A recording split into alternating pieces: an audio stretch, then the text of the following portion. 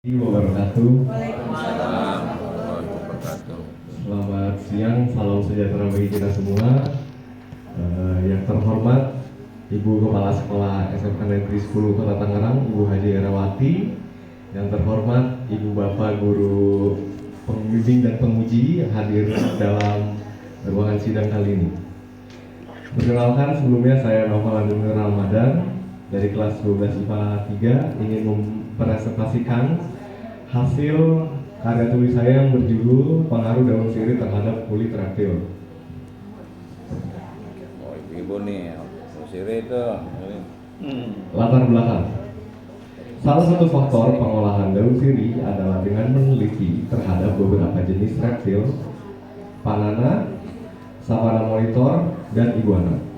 Untuk membuat suatu obat yang berhubungan dengan kulit reptil dan juga ingin mengetahui khasiat dan keefisienan dari daun sirih itu tersendiri. Yang diharapkan, reptil yang sudah ditreatment akan mengalami perubahan-perubahan yang tampak ataupun tidak tampak. Dalam hal ini, pastinya penulis akan mencoba hal-hal yang akan menghadirkan suatu produk maupun inovasi yang dapat dimanfaatkan untuk hal yang sama dan bisa berguna untuk para sesama penghobi reptil dan yang lainnya.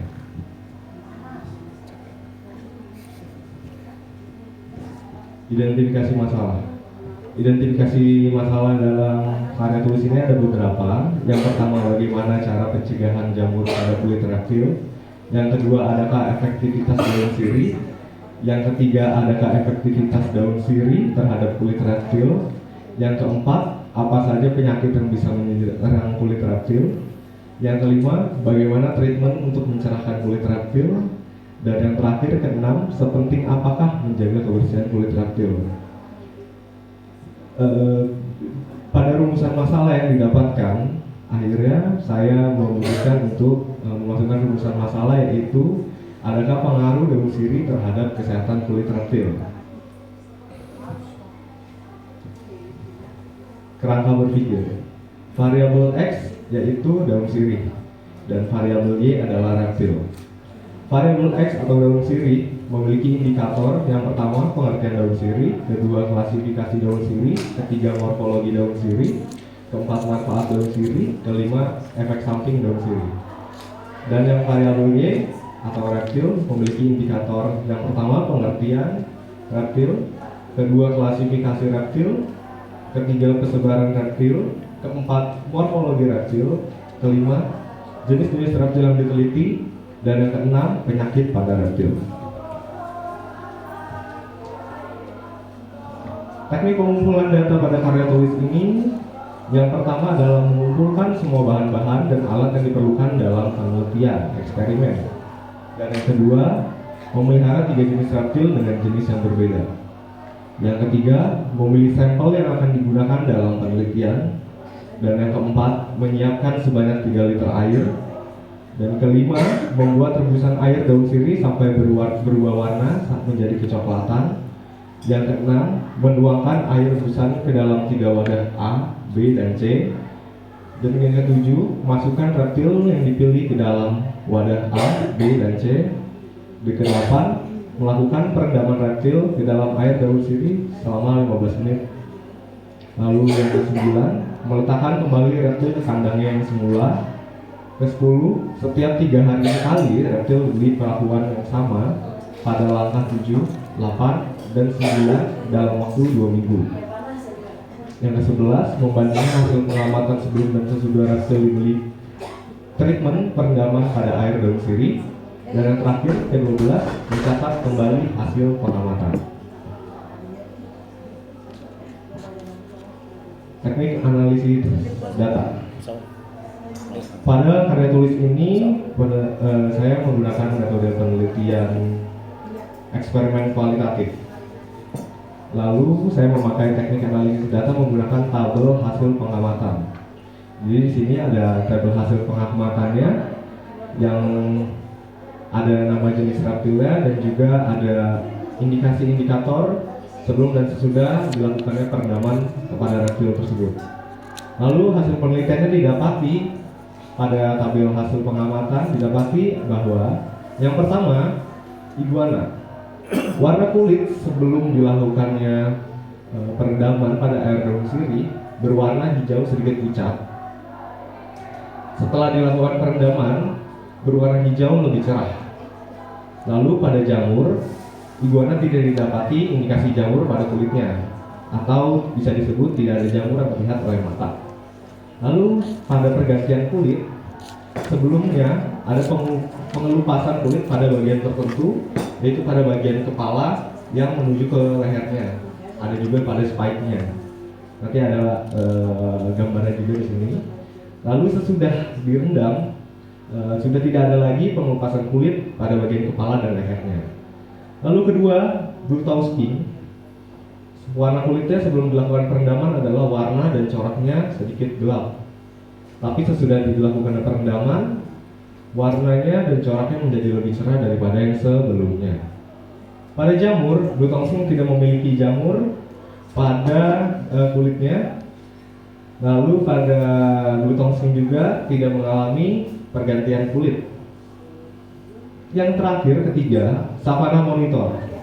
Pada sebelumnya warnanya adalah berwarna merah bata kusam.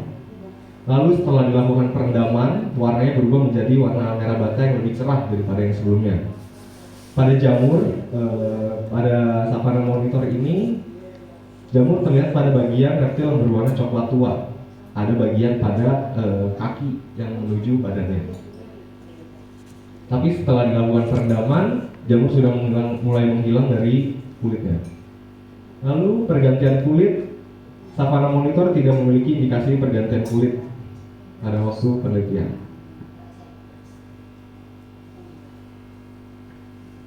Ya, bisa dilihat di sini. Di sini itu ada gambaran sebelum dan sesudahnya reptil pada saat di treatment. Yang pertama adalah iguana.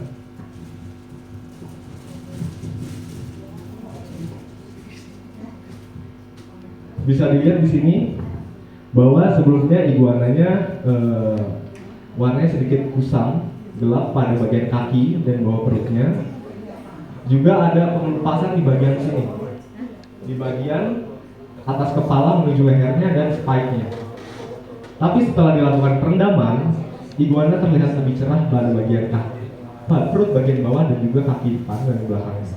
Lalu sudah tidak ada pengelupasan kulit pada bagian kepala dan leher dan juga spike-nya. Ini saya membawa sampel pengelupasan kulit iguananya. Saya sudah ambil. Ini masih ada kulit sampel iguananya, sel kulitnya, dan juga ada sel kulit bekas spike-nya. Lalu berikutnya pada reptil blue tongue skin atau panana ya bahasa Indonesianya ya. Pada sebelum direndam, warnanya sedikit lebih gelap. Pada coklat ini coklat tua ya. Tapi setelah dilakukan perendaman, coklat ini lebih mengeluarkan sedikit warnanya lagi, lebih muda. Bisa dilihat juga pada saya membawa sampel hewan di sini. Kasih Bu Latifah. Bu Latifah coba dipegang. Ada iguana itu. Bukan iguana itu mah, apa tuh yang kedua? Oh, itu. Anaknya buaya. Oke, ini adalah sampel saya yang kedua. Saya membawa ke sekolah untuk penelitiannya. Bisa dilihat sebelumnya adalah warnanya seperti ini, tapi sekarang sudah menjadi lebih cerah seperti pada gambar itu. Bapak Ibu ada yang mau melihat lebih dekat lagi mungkin? Punya bapak kayak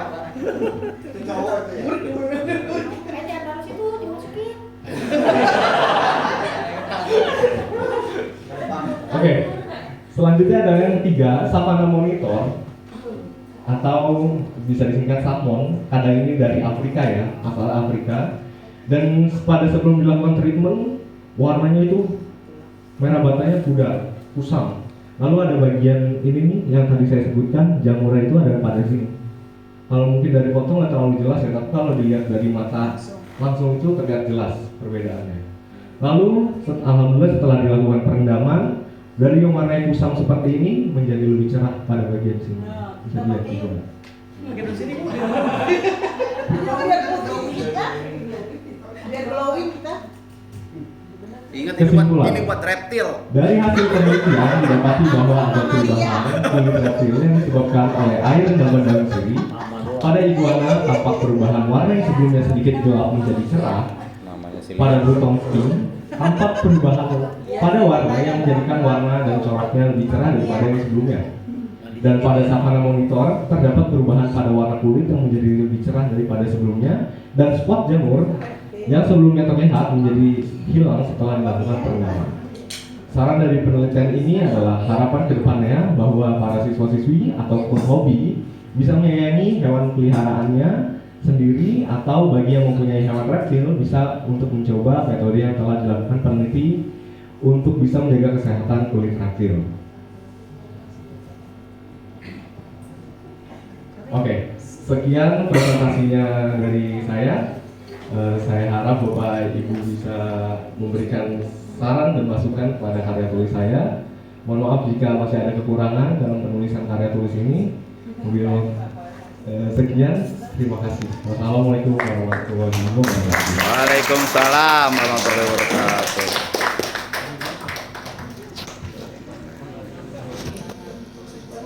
Terima kasih atas laporan presentasinya, dan dilanjutkan untuk pengujinya Bu Latifah, waktu dan tempat dipersilakan. yang makainya apa?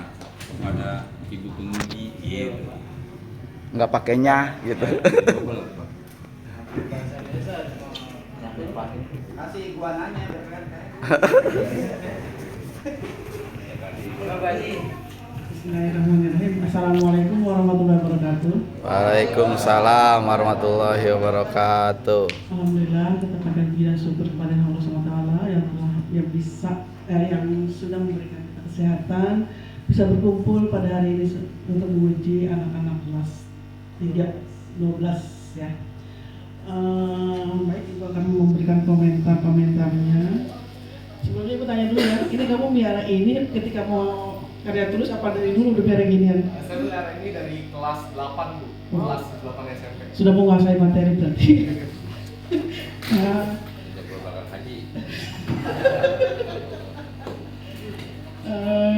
dalam penulisan karya tulis kamu ini ya, untuk hal penulisan ya Ibu tahulah, kamu bimbingnya Pak TW, Patrik, udah bagus banget lah. Cuma ada beberapa kalimat-kalimat yang salah, spasinya salah, yang spasinya harus satu. Yang kamu setahu Ibu ya, di aturannya itu kan satu spasi, tapi kamu tulisnya 2 spasi di halaman pertama ya. Udah Ibu coret-coret. Kemudian dalam penulisan bahasa asingnya ya, Ibu tadi dikasih tahu sama Bu Jasni tuh diajarin sama Bu Jasni banyak salah.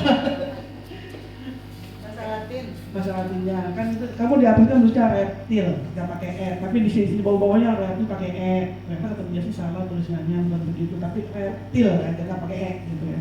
Itu udah Ibu acak-acak semuanya ya, udah. Iya. Ya. Terus kemudian kamu suka menulis ada kalimat yang kayak apa tadi ya?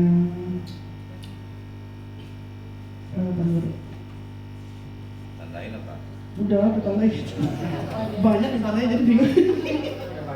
Nah ini nih, kayak gini kan, yang rumusan masalah. Adakah pengaruhnya daun sirih terhadap kesehatan kulit reptil gitu kan? Nah ini kesehatannya kamu urut besar gitu ya. Terus yang kegunaan penelitian, banyak banyak ya. Terus Ibu tanya lagi nih, ini kan kamu pakai daun sirih, apakah bisa pakai daun yang lain selain daun sirih? Daun pulus. Terus binatangnya itu apakah harus binatang itu aja, nggak boleh yang lain? Gitu. Dalam penelitian ini saya emang hanya menggunakan daun sirih saja, tanpa menggunakan daun yang lainnya. Jadi saya tidak meneliti oleh daun-daun yang lainnya. Juga pada reptilnya ini bisa digunakan pada semua reptil, mau jenisnya kadal atau kura ataupun tortoise. Juga jenis-jenisnya itu bukan iguana savana monitor atau brutal sting saja, juga bisa mungkin yang bearded dragon atau yang lainnya. Berarti Ular kobra boleh? berarti bisa dong ya? Bisa. Terus yang ini ya, yang di dalam teknik pengumpulan data. Di dalam teknik pengumpulan data itu kan ada poin-poinnya ya. Yang pertama itu kamu mengumpulkan semua bahan-bahan. Yang kedua memelihara 3 jenis reptil dengan jenis yang berbeda. Nah itu yang dipertanyakan yang poin nomor 6. Menemukan reptil di dalam 3 wadah kan itu A, B, C, D, ya kan? Nah, ini sama semua kan? Sama semua. Tapi cuma hewannya aja kan berbeda ya? Iya, gambaran doang. Daun sirihnya direbus dulu kan? Iya. Itu sebanyak binatang itu direndam atau gimana?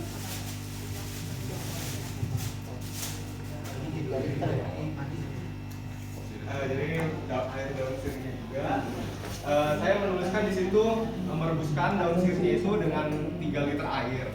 Tapi jika dituangkan ke dalam 3 wadah, itu otomatis 3 liter air itu akan terbagi-bagikan. Dan itu belum bisa untuk merendam dari reptil tersebut. Jadi saya menambahkan sedikit air lagi pada air rebusannya itu pas sudah dituangkan ke dalam wadah A, B, dan C. Ditambahin lagi. Ya, Perbandingannya berapa jadinya? bisa kurang lebih 2:1. Terendam si terendam tuh si reptil itu. Ya. Udah terendam. Kalau Airnya 3 liter. Airnya 3 liter, saya bagi jadi 3. Ya, Lalu airnya 3 airnya liter, sirinya berapa banyak? berapa lembar sirih? Berapa lembar? Dosisnya saya melakukan perendaman, saya melakukan perebusan itu kurang lebih saya memakai 7 daun sirih yang besar, yang diameter segini kurang lebih. Cuma direbus doang kan daun sirihnya? Ya. Nggak dikasih apa-apa kan? Garam gitu kan ya? Direbus doang. Oke, kita mau minum air sirih gitu kan. Oke. Berapa lama direndamnya? 15 menit. Kan itu 3 hari ya? Apa? 15 menit. Waktunya sih 15 menit. Iya. Oh, 3 hari. Berapa? 2 kali sehari dalam waktu 2 minggu. Itu kan ganti-ganti ya? Ganti Bu. Oh, ganti. Jadi setiap mau melakukan perendaman lagi saya rebus lagi, rebus lagi. Setiap hari diganti atau gimana? Setiap pada saat ini mau melakukan perendaman aja. Kalau air bekas Kan ini udah percobaan pertama nih ya, terus direndam selama 15 menit. Kemudian setelah 15 menit itu kan dikeluarin, masukin ke kandang biasa kan. Ya. Nah setelah itu berapa hari lagi direndam lagi dianya? Setiap 2 hari sekali Bu. Jadi misalkan saya melakukan perendaman hari Senin. Ya, Nah, berarti hari Rabu atau hari Kamisnya saya lakukan perendaman. 2 hari sekali apa 3 hari sekali? 2 hari sekali. Oh di sini soal 3 kali. Iya. 3 kali ya. Iya, benar ya.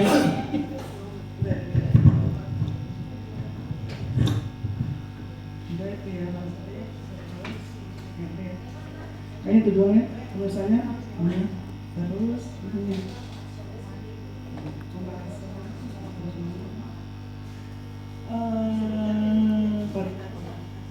Kamu pemimpinnya cuma yang dibimbing sama dia cuma 2, berarti asalnya yang mana nih? bisa katanya.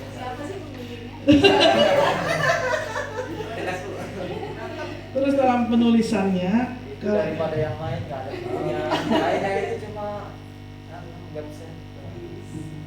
Saya bilang untuk judul ditebelin ya. Oke Bu. Setahu ibu sih dihitungin gitu ya. Terus udah ya. Cari 3 lagi berarti ya. Judul yang orang ya. Gambar-gambarnya udah bagus nih, gambarnya cerah banget. Saya hanya menambahkan proses penulisan bahasa Latin karena banyak banget bahasa Latin di sini. Kemudian ada juga sistem klasifikasinya juga tadi ya. Ada di situ dia tetap seperti tadi mempunyai aturan-aturan gitu. Tadi udah dicoret-coret sama Bu Latifah mana yang harus diperbaiki. Ya, kalau nanti pengen konsultasi ke saya juga saya bantu. Oke, ya. Oke, Assalamualaikum warahmatullahi wabarakatuh. Waalaikumsalam. Ya, oke, ibu kira cukup ya. Cuma tinggal penulisannya aja yang diperbaiki ya. Oh ini mau komentar, Mbak Jaya mau komentar. Mbak Desi, assalamualaikum warahmatullahi wabarakatuh. Waalaikumsalam.